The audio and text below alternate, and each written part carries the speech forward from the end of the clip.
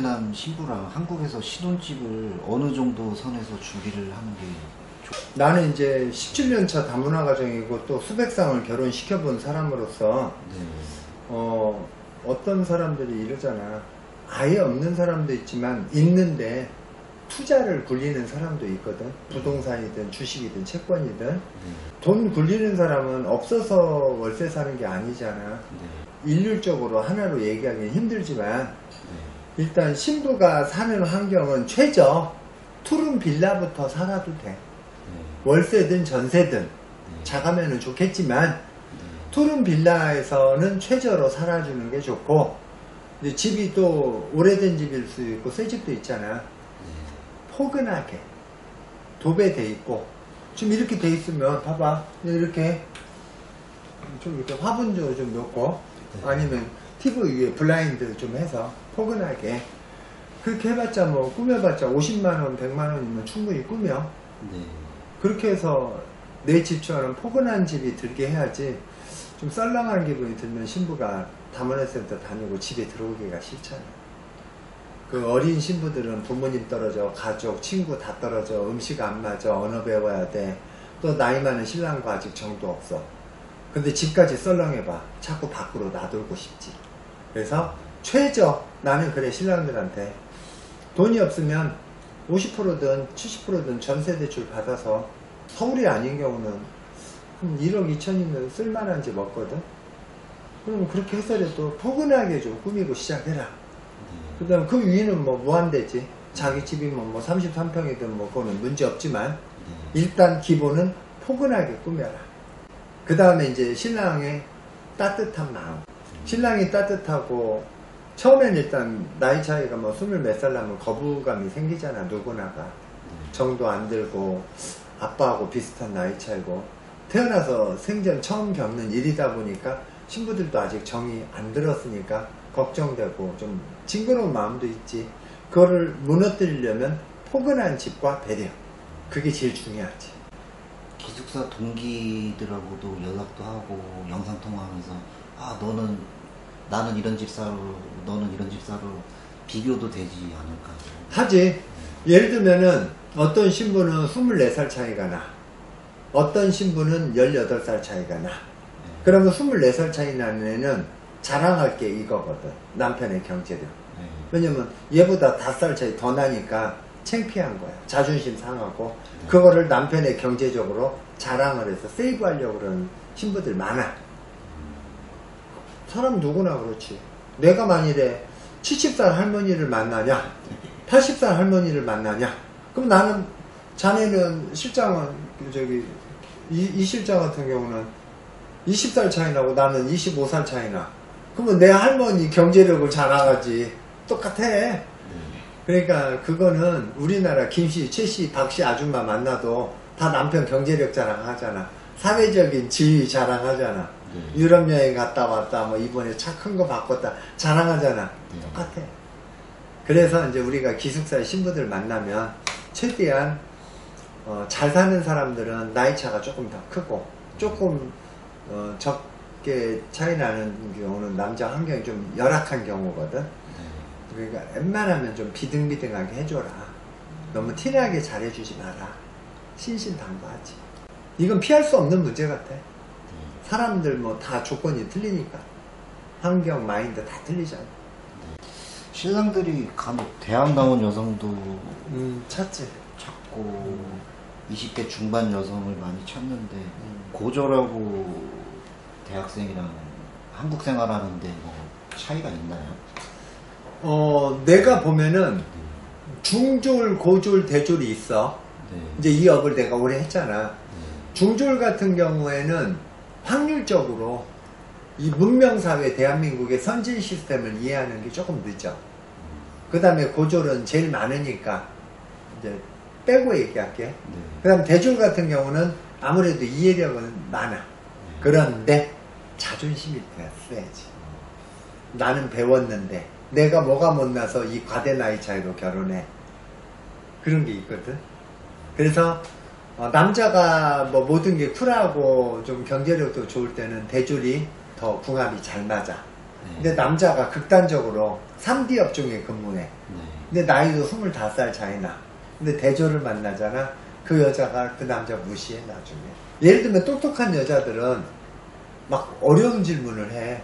근데 많은 남자들이 네이버 찾거나 자기 기본 상식으로 대답해 주는 게 아니잖아. 어떤 남자도 아 몰라 귀찮아 다음에 내일 막 그래. 그럼 그게 반복되잖아. 여자가 무시해. 아 내 남자 두뇌 수준이 이거밖에 안 되는구나. 귀차니즘이 많구나. 아 진짜 모르는 게 많구나. 무식하구나. 점점 무시해. 극단적으로 설명할까? 한국 부부 중에 선생님 부부가 결혼을 해. 뭐 한국 부부 중에 선생님을 결혼했는데 왜 이혼했을까? 그러면은 뭐라고 이제 서로 지적질을 해.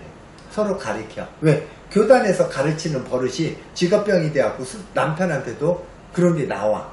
그런데 내가 얼마 전에 모 회사에서 선생님 여자하고 결혼하는데 깨졌다는 그 상담 전화를 받았거든. 선생님인데 왜 깨졌어요?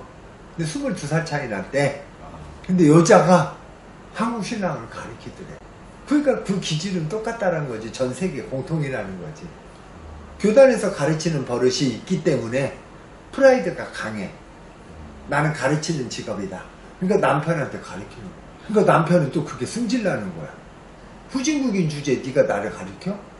그게 쌓이고 쌓여서 다른 불만까지 합쳐져서 폭발해서 둘이 이혼했대. 우리는 그 이천에 H 하이닉스 그 사람을 중학교 선생님하고 결혼시켰고 지금 입국한 지 한 8개월 됐거든. 근데 그 여자는 다행히 그런 게 없었어. 근데 있는 여자도 있다라는 거지. 그래서 대졸 같은 경우는 이해력은 빠른데 자존심이 세다. 남자가 쿨하게 받쳐주거나 더 이해를 해줘야 돼. 얘 후진국에서는 이 여자도 프라이드가 있는 여자였기 때문에 어느 정도 존중해주고 받쳐줘야 살지. 3D 업종이나 농사하거나 조금 부족한 남자가 대졸인다. 그럼 여자 불만이 더 커져. 그러니까 모든 게 장점만 있는 게 아니야. 예를 들면 남자도 열심히 돈 벌어. 그럼 건강 망가지잖아. 그잖아. 육체노동 너무 열심히 일해. 뭔가 망가지잖아. 밥을 거르든 술을 많이 먹든 그러잖아. 과로든. 그러니까 두 마리 토끼를 잡는 거 힘들지. 그러니까 인생이 대조를 잡은 만큼 자기가 감당해야 될 어깨도 무거워진다. 그걸 알아야지. 그래서 나는 제일 무난한 게 제일 많이 하는 고졸인 것 같아. 내가 직접 살아는 당사자로서 학력은 제일 무난한 고졸이 나는 낫다고 봐. 이거 다른 회사 얘기인데요. 진행자 한 명이 신랑 7명, 8명을 데리고 이렇게 진행을 하는데 이게 어떻게 생각할까요? 일단은 나도 17년 전에 결혼 동기가 7명이었거든. 통역이 너무 짧아. 아니면 통역을 여러 명 써야 돼. 근데 알겠지만 통역들이 산업연수생이나 산업연수생 하다가 만기 차서 간 애들이잖아. 그 다음에 한국에서 살다가 이혼한 애들이, 여자애들이 통역 많이 하거든. 근데 그 이혼했다는 사실을 감춰. 그러면 지도 실패했는데 무슨 올바른 통역이 되고 무슨 올바른 동기부여 교육을 하겠어. 지도 인생 실패했는데.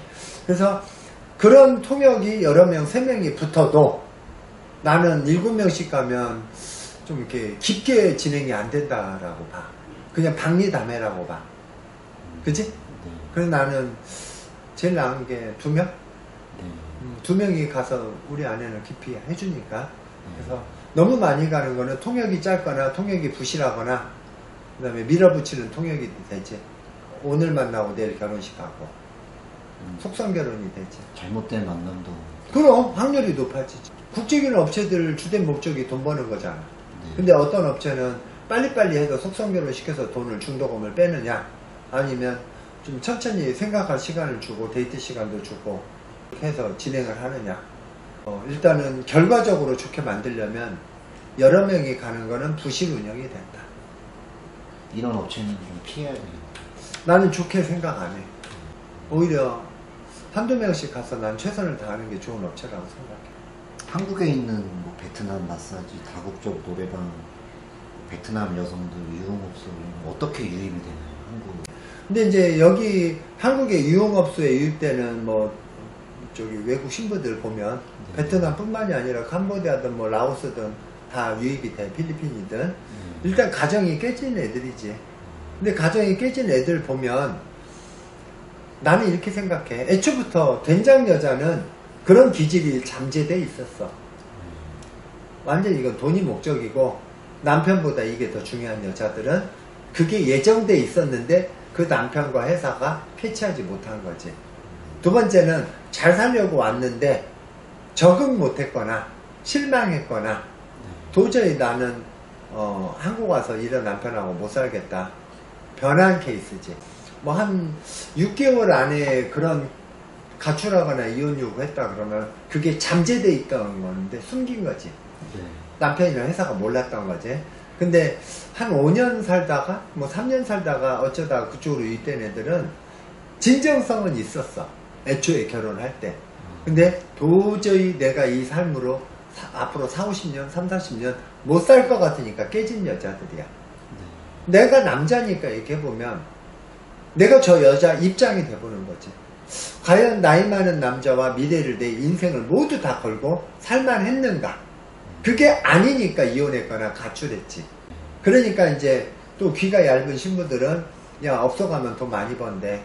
빼빠지게 공장에서 일해봤다 250인데 업소 가면 4-5배 번대. 그럼 그 유혹을 못 견딘 애들은 그쪽으로 가지. 근데 귀가 두껍고 나의 신념이 있는 애들은 아 그래도 나는 업소는 싫어. 내 몸 팔면서 그렇게 지저분하게 돈 벌고 싶지는 않아. 그런 애들은 그런 길로 안 빠지지. 3년 이상 뭐 2년 이상 5년 이렇게 살았는데 부인이 그런 쪽으로 갔다. 이거는 난 처음부터 나쁜 의도가 있었던 여자는 아니다. 그래서 항상 나도 그래. 신랑들한테 역지사지 해봐라. 내가 신부 입장이라면 이런 환경에 살 수 있는가. 예를 들어서 극단적으로 얘기할게. 남자가 52살이야.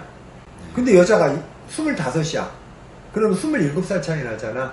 근데 남자는 8년 후에 60이야. 기대감보다 이제 실망감으로 접어드는 나이로 접근해 가고 있어. 근데 여자는 아직도 8년 돼도 33이야. 창창해. 막 몸도 그렇잖아. 한참 이쁠 때고. 60살 남자하고 내가 여자라도 살까? 거기다가 10년 더 지나면 당뇨 오고 치매 오고 심혈관 질환 오고 고혈압 오고 고지혈증, 혈뇨, 암 리스크가 점점 많은 나이로 가. 근데 난 아직도 30대 초중반이야. 내가 여자라면 살까? 나도 여자라도 못 살잖아. 그러니까 한국 남자들이 미래를 생각 안 하잖아. 나는 못하면서 너는 해라. 그러니까 사고 나지. 만약에 그렇게 나이 차이가 많이 나서 산다고 하면은 신랑도 건강이나 운동이나 뭐 많이 노력을 해야 돼. 그래주면 다행히 좋지. 그래서 나는 이미 선택을 했다. 그 길을 이미 선택을 했어. 그럼 난 이렇게 얘기하고 싶어. 그 신랑을 떠나서 그냥 친구로서 인생 선배로서 이렇게 얘기하고 싶어. 어차피 주사위는 던져졌잖아. 그러면 아까 이제 이 실장이 말한 대로 뭐 술 담배 끊고 자기 몸 관리하고 좀 운동도 하고 그렇게 관리하거나 친구도 늙은 피부 좋아하지는 않으니까. 두 번째로 그냥 운명이 닿는 데까지 사는 걸로 만족해야지. 이게 5년 후에 깨지든 8년 후에 깨지든 그 신부 입장에서는 노세 가는 남자 좋아하지는 않잖아. 그냥 운명에 맡겨야지. 이미 선택해버렸기 때문에. 사장님 이랬을 경우에 자녀가 이제 또 탄생이 될 거 아니에요. 그러면 아 우리 아빠는 너무 나이가 많아. 또 자녀 교육하는 부분에 대해서도 문제가 있나요? 일단 나는 내 입장에서 설명해 볼게. 나도 다문화 가정이잖아. 이제 애가 중2잖아.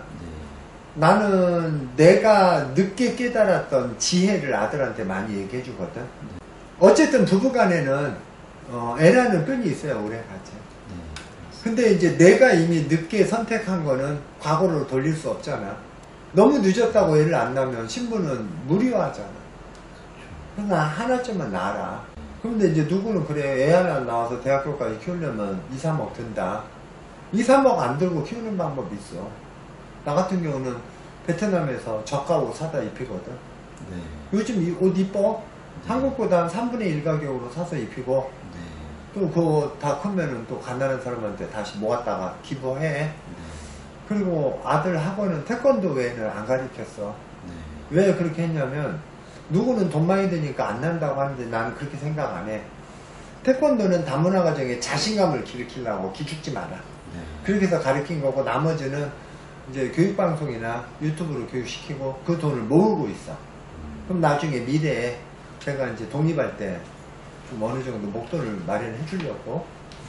그렇게 해서 나는 2억, 3억까지 안 들이고도 키우고 있는데, 건대, 경희대, 중앙대 나왔다 쳐. 제가 그래서 삼성전자, 현대자동차 들어갔다 쳐. 그래서 그게 다 행복한가? 들어가기도 어렵지만 그게 행복한가? 요즘 구급 공무원들도 이탈률이 심각해.